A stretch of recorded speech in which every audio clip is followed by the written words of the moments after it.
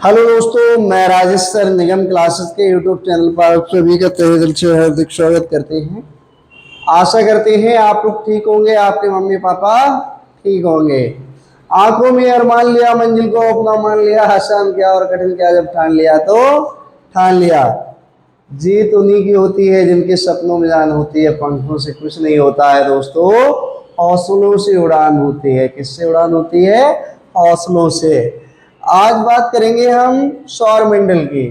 सौर मंडल में देखिए 9 ग्रह थे, अब 8 ग्रह रह गए हैं। ठीक है, जो लास्ट वाला था उसे क्या हो गया, वो खंडित हो गया, यानी हटा दिया गया है।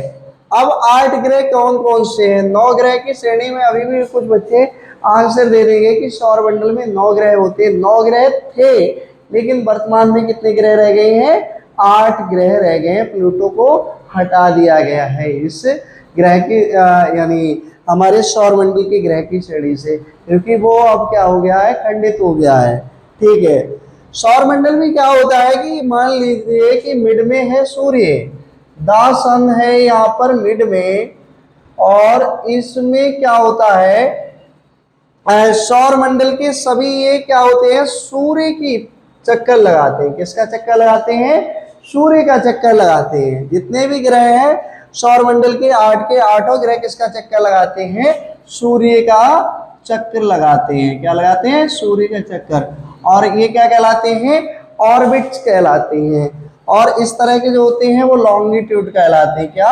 लॉन्गिट्यूड। और ये ऑर्बिट्स कहलाते हैं। हिंदी में हम कक्षा बोलते हैं। क्या बोलते हैं?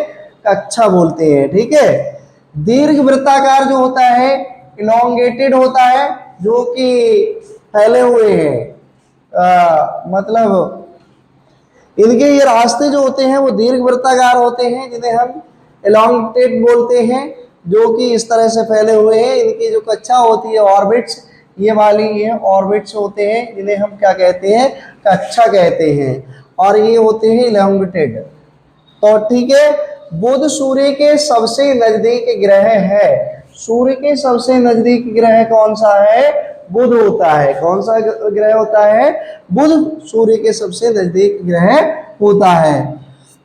और ग्रह अपने अपने अक्ष पर घूमना, ग्रहों का अपने अक्ष पर घूमना, घूर्णन, जिसे आप इंग्लिश में रोटेशन बोलते हो, कहलाता है। सूर्य के चारों ओर एक स्थिति कक्षा होती है। कक्षा में पृथ्वी की गति को परिक्रमण कहा जाता है। जो परिक्रमण कहलाती है, क्या होती है? रोटेशन करती है पृथ्वी, अपनी कक्षा के घूर्णन करती है, वो सब क्या कहलाती है? परिक्रमण कहलाती है। पृथ्वी का अक्ष खगोलीय पिंड प्लूटो और बौने ग्रह ड्वार्फ प्लैनेट कहे जाते हैं।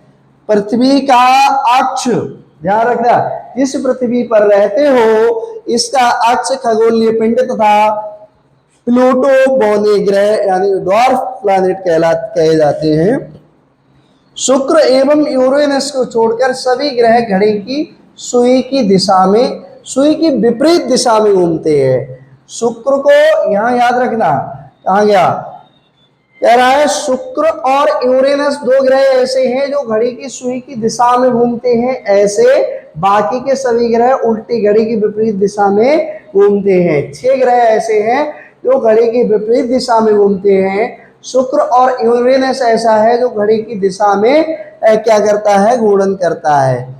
सुई की विपरीत दिशा में परिभ्रमण करते हैं। इन दोनों ग्रहों की परिभ्रमण की दिशा घड़ी की सुई की दिशा में होती। इन दोनों का मतलब क्या हुआ? इन दोनों से आपको याद आ जाना चाहिए, इन दोनों की जब बात की जा रही है तो वो कोई और नहीं है, शुक्र और आपका यूरेनस होगा।